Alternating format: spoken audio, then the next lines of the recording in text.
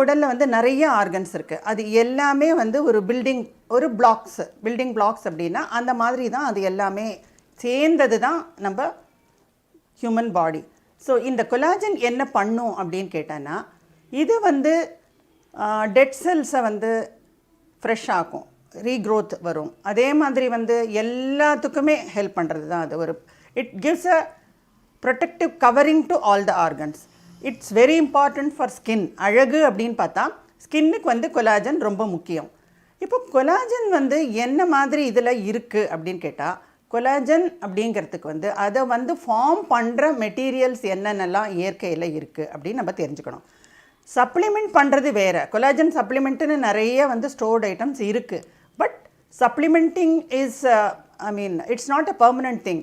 இயற்கையில் நம்மளுக்கு கொடுத்துருக்கிற சிட்ரஸ் ஃப்ரூட்ஸ், எல்லா சிட்ரஸ் ஃப்ரூட்ஸ்லேயும் இருக்குது. மெயின்லி பெர்ரீஸ், ஸ்ட்ராபெர்ரிஸ், கிரான்பெர்ரிஸ், எல்லா பெர்ரீஸ் டைப்லேயும் இது இருக்குது. இதெல்லாம் நம்ம கொஞ்சம் நிறைய எடுத்துக்கணும்.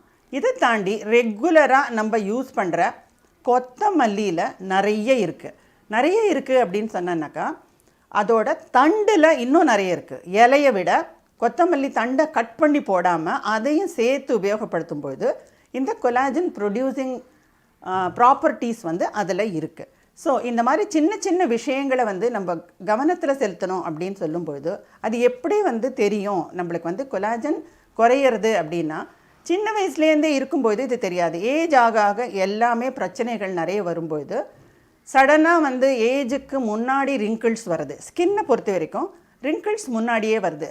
ஒரு வயது முதிர்ந்த தோற்றம் சீக்கிரமாகவே வருது.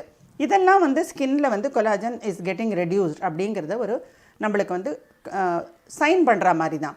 ஸோ இந்த மாதிரி வரும்போது என்ன செய்யலாம் அப்படின்னு சொன்னால், அது எதுலெல்லாம் இருக்கோ அதை நம்ம இன்டேக்காக எடுத்துக்கலாம்.